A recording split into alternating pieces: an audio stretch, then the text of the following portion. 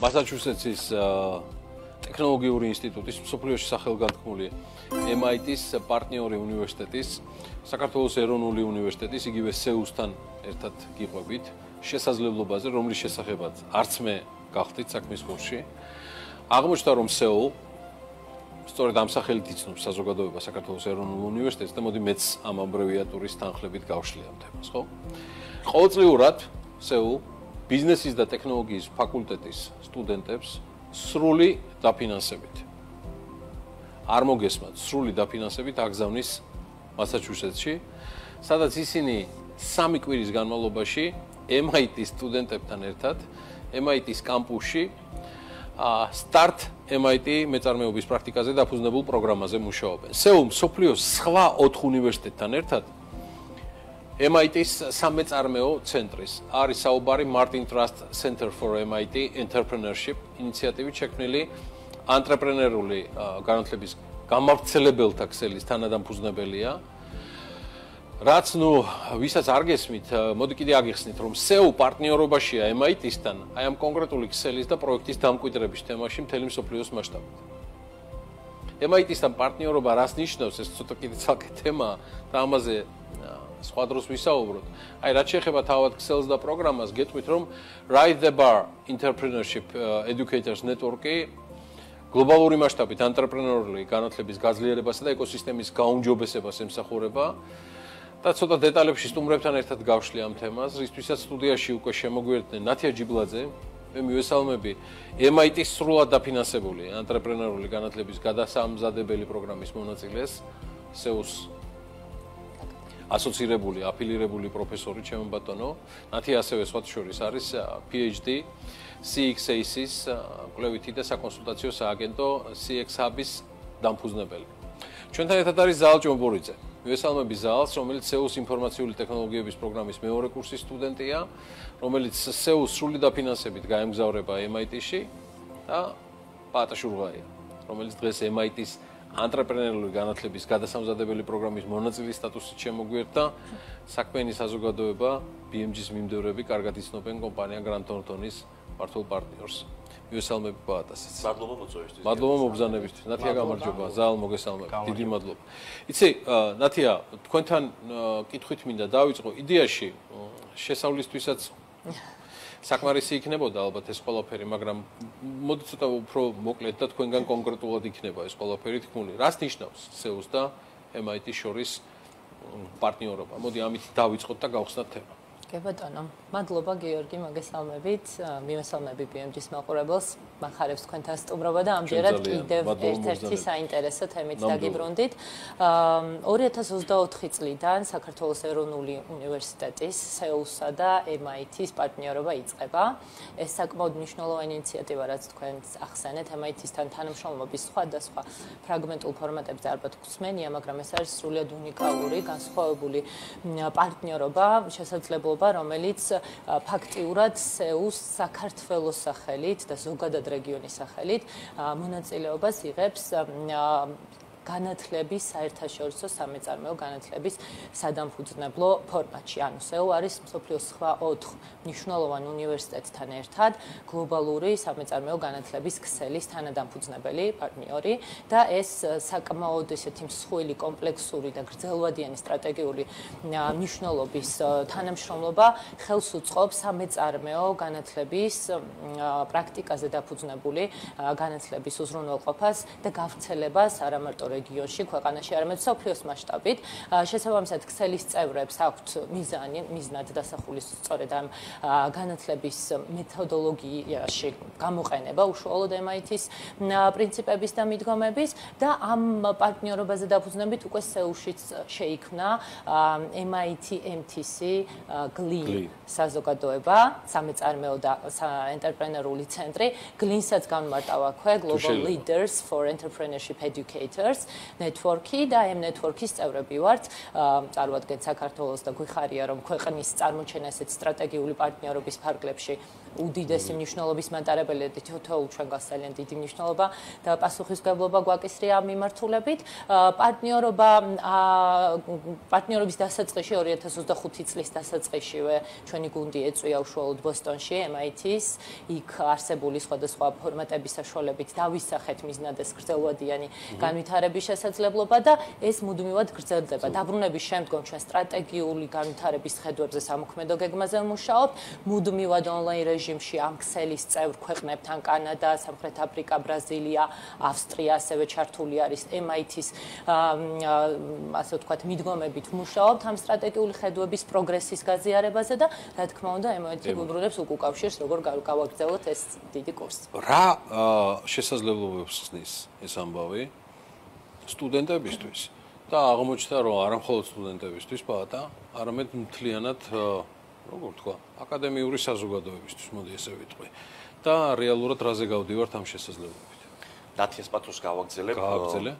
საქართველოს ეროვნული უნივერსიტეტის SEU-ს სტრატეგიულ ძელვადიან სტრატეგიულ კომპონენტს წარმოადგენს MIT-სთან თანამშრომლობა, რაც გულისხმობს იმას, რომ უკანასკნელი წლების მანძილზე და ახლაც შეიქმნა უამრავი საგანმანათლებლო პროგრამა, რომელიც არის დაკავშირებული ბიზნესის, ტექნოლოგიების და ინოვაციების კუთხით. მაგალითად, სხვადასხვა საფეხურთან დაკავშირებით.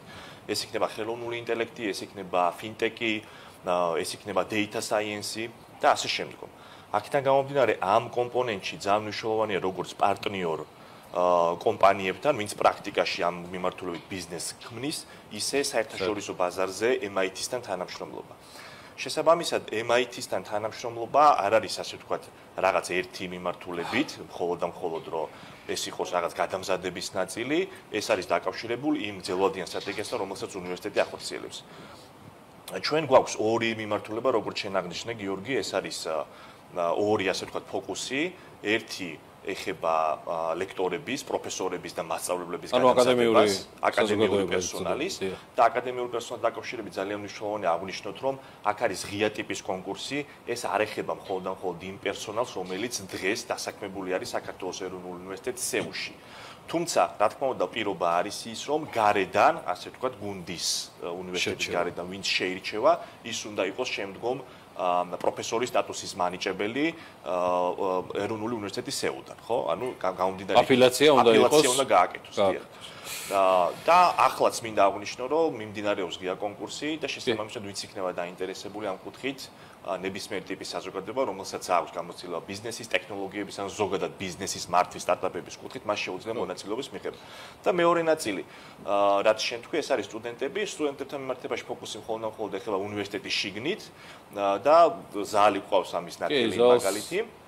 აქ ლოგიკური არის სხვადასხვა ფორმატი არის, Start MIT, სამკვირიანი, ასე ვთქვათ, სრული დაფინანსებით მიდიან სტუდენტები, რომელსაც ექნებათ გამოცდილება როგორც სწავლების მეთოდოლოგიის კუთხით, ისე პრაქტიკული შეხება სხვადასხვა სტარტაპებთან დაკავშირებით, სხვადასხვა ინკუბატორებთან დაკავშირებით, სხვადასხვა პროგრამებთან დაკავშირებით, რომელსაც MIT და ზოგადად ეს კამპუსი ახორციელებს და თუ შეიძლება რომ აღვნიშნო, MIT-ს აქვს ესეთი მიმართულება, რომ ფორმა, სადაც შინაარსი მისი ასე ვთქვათ განივთება ხდება, დიდ ყურადღებას აქცევს. ანუ მარტივად ვთქვათ, შეიძლება საქართველოში იყოს რაღაც ფორმას ვქნიდეთ, უბრალოდ შინაარსს ვქნიდეთ, რომელსაც ფორმა არ გააჩნია, აქ ფორმა არის, რომელიც მაინდსეტის, ადამიანის ასე ვთქვათ მენტალიტეტის ჩამოყალიბებას ემსახურება და მასზე უნდა მოხდეს შემდგომ დაფუძნება იმ განათლების.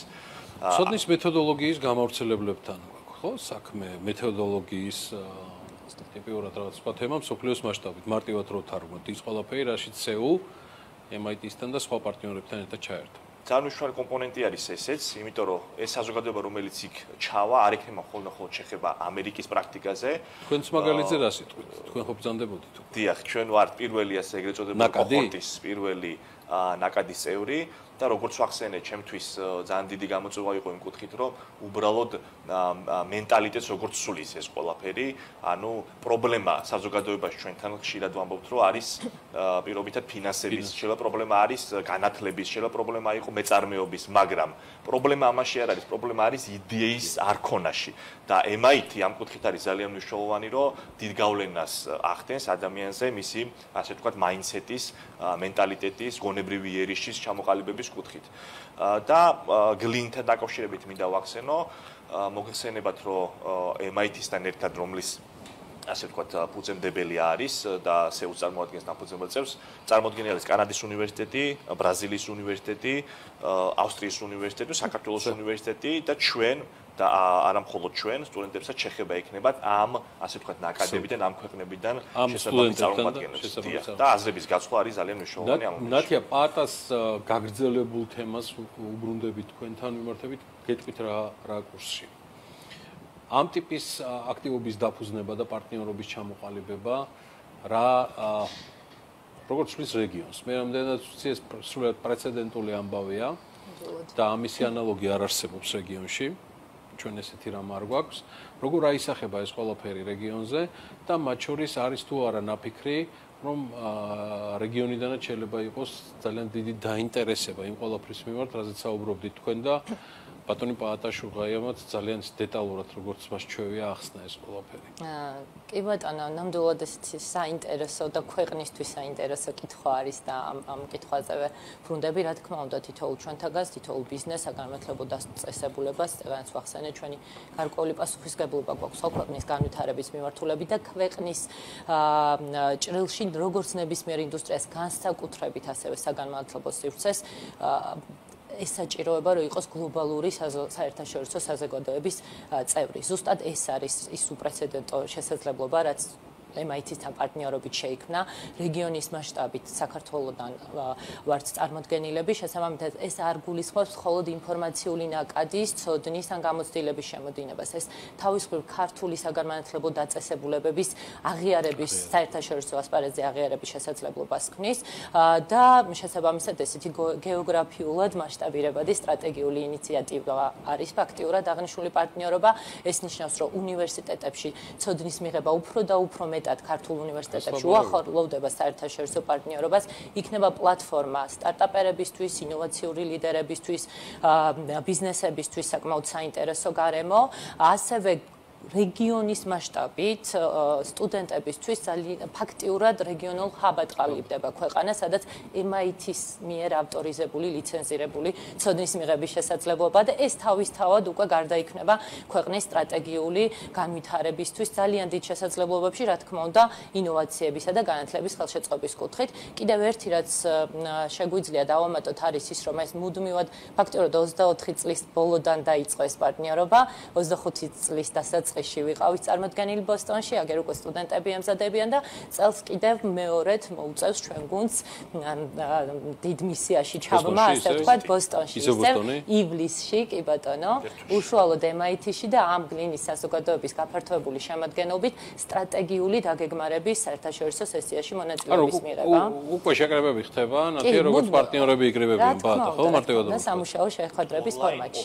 ოფლაინ გასაგებია, ხა ამ შემთხვევაში ჩასვლა ვახსენე. ამ შემთხვევაში ჩასვლითაც კვარტალურად ყოველი კვარტალში გვაქვს შეხვედრა, გაცვლა ინფორმაციის, როგორც გვეს ქვეყნებთან ამ გლინის ნაწილზე და დავამატებდით თუ შეიძლება.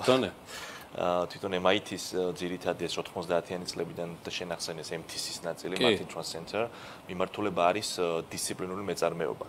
და ეს ნიშნავს ეს რაზდის ბაზაზეც არის ეს ყველაფერი დაფუძნებული ჩარჩო არის ასე ვთქვათ და დისციპლინა და მეწარმეობა და ყველა თული სოფლიოს მასშტაბით რომ ეს დისციპლინა და ეს ორი ოქსიმორონი ასე ვთქვათ მეწარმეობა როგორ შეიძლება ერთმანეთთან იყოს დაკავშირებული და ნიშა და ნოუ-ჰაუ MIT-ის არის ის რომ ზუსტად დისციპლინა და მეწარმეობა გააერთიანა და ამის ბაზაზე შექმნა უნიკალური ჩარჩო ასე ვთქვათ მიდგომების ეს ეგრეთ წოდებული 24 ნაბიჯი 15 ტაქტიკა და შესაბამისად ამ ყველაფერს ამ პრაქტიკაში საუბარი ყველაზე მეტი შეუნდა გესაუბრა ჩემთან ნათიასთან და პაატასთან შედარებით.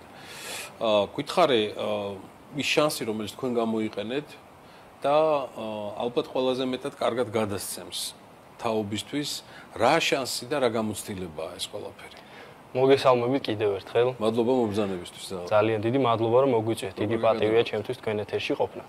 ესე იგი, ჩემი ცხოვრების განმავლობაში ბავშვობიდანვე დაინტერესებული ვიყავი სტარტაპერობით და ჰაკათონებში ჩართვით და ასე შემდეგ. ძალიან ბევრი ინოვაციური იდეა ქონდა წარდგენილი მანამდე სანამ SEUS-ში დავიწყებდი სწავლას, ხოლო გასული წლების განმავლობაში ბოლო 2-3 წლის მანძილზე საქართველოს ეროვნული უნივერსიტეტის დახმარებით SEUS მეშვეობით მონაწილეობა მივიღეთ ჯიტა საგრანდო კონკურსებში, სადაც წარმატებულად ვიასპარეზეთ და შესაბამისად ჩემი სტარტაპერული იდეები და ანტრეპრენერული იდეები ჭირდება იმისთვის, რომ განვავითარო. შესაბამისად, MIT მომცემს ზუსტად იმ საშუალებას, რომ ბიზნესის კუთხით უფრო დაუხვეწო ინოვაციური იდეები და ესე ვთქვათ, სტრუქტურულად თავიდან ბოლომდე ჩამოყალიბებული იყოს.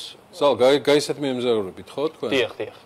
არის რაღაცა უკვე გაწერილი, რას ელოდებით და რა მოლოდინები გაქვთ? მოლოდინები უმაღლესი გვაქვს, რადგან სწორედ ისეთ ხალხთან გვიწევს შეხვედრა, როგორც ძალიან გამოცდილებიანია კონკრეტულად ამ სფეროში ანტრეპრენერობა ქვია. მომავალ წელს მონაწილეობას მივიღებ სწორედ ამ სტარტ-MIT-ის პროგრამაში და ჩემი აზრით გარდამტეხ როლს ითამაშებს ჩვენი სტუდენტების ცხოვრებაში და ჩვენი სტარტაპერული იდეების განვითარებაში. წარმატებები. უდიდესი მადლობა. დარწმუნებული ვარ, რომ თემას მხოლოდ ეხლა ვხსნით ჩვენ ამ იმაზე, იმიტომ რომ მართლა გამორჩეული მნიშვნელობა აქვს. და რა ვიცი. მადლობა რომ გაგვიზიარეთ ეს ყველაფერი. მადლობა და ინტერესებისთვის. წარმატებებს გისურვებ. ნათია ჯიბულაძე, MIT-ის სრულად დაფინანსებული ანტრეპრენერული განათლების გადასამზადებელი პროგრამის მონაწილე, ზაალ ჭუმბურიძე, SEO-ს ინფორმაციული ტექნოლოგიების პროგრამის მეორე კურსის სტუდენტი და პაატა შურღაია, ნახეთ დღევანდელი მისი რეგალიე, ანტრეპრენერული განათლების გადასამზადებელი პროგრამის მონაწილე. ესეც ხდება. მე მინდა მადლობა გადაუხადო მათ სტუმრებს, რომ შეწუხდნენ ამ კვირადღეს და საქმიანი საზოგადოება საქმის კურსში ჩააყენეს. ყოველგვარი გადაჭარბების გარეშე არაჩვეულებრივი შესაძლებლობის შესახებ, რომელსაც SEO საკუთარ სტუდენტებს და თეატრ აკადემიური საზოგადოებისთვის ქმნის MIT-სთან პარტნიორობის ფარგლებში, მოკითხები SEO-ს რექტორს ბატონ გია კავტელიშვილს და SEO-ს თელ გუნდს.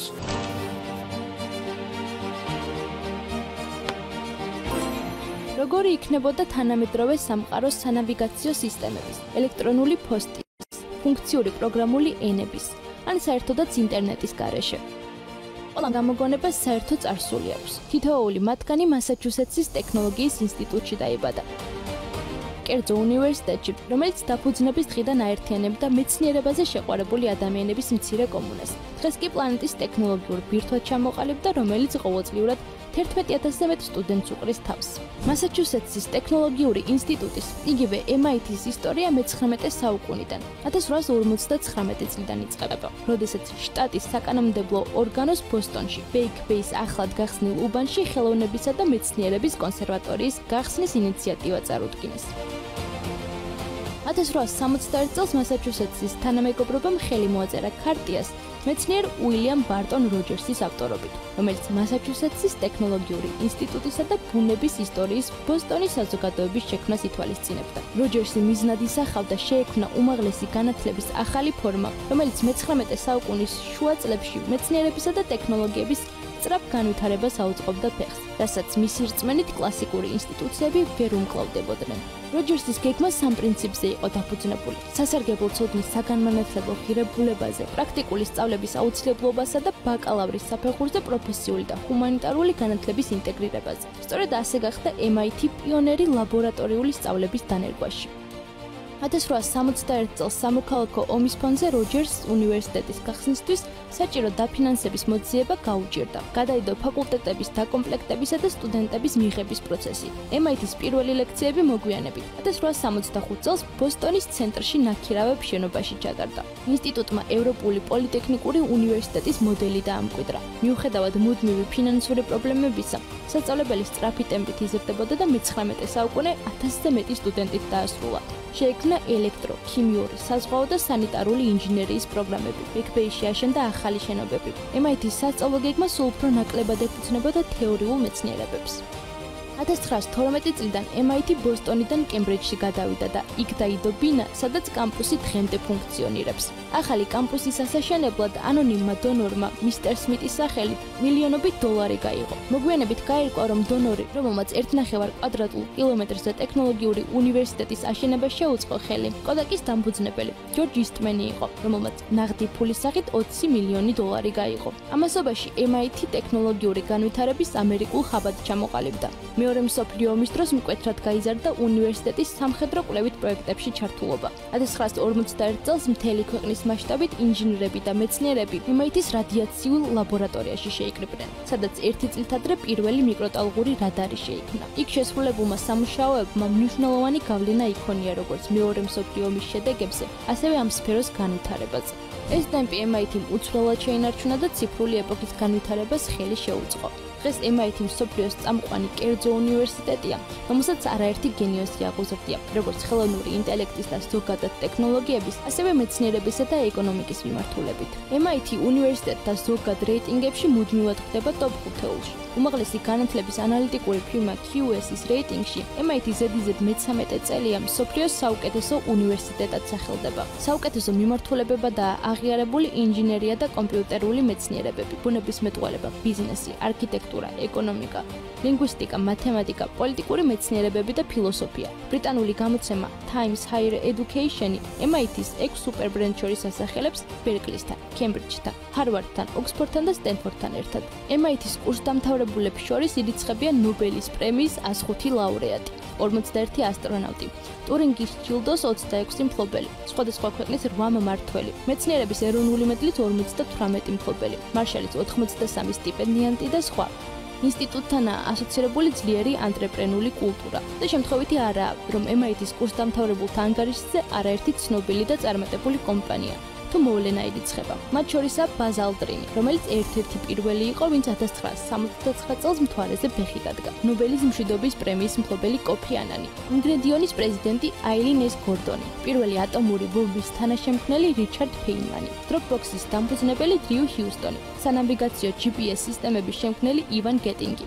BuzzFeed-ის CEO ჯონა პერეტი, Sony Production-ის პრეზიდენტი და რეალიტი შოუების სულისჩამდგმელი ანდრეა ვონგი, 2008 წლის ეკონომიკური კრიზისის დროს ფედერალური რეზერვის მმართველთა საბჭოს თავმჯდომარე ბენ ბერნანკე, იაპონიის საჰაერო სივრცის კვლევის სააგენტოს პრეზიდენტი კეიჯი ტაჩიკავა და სხვები.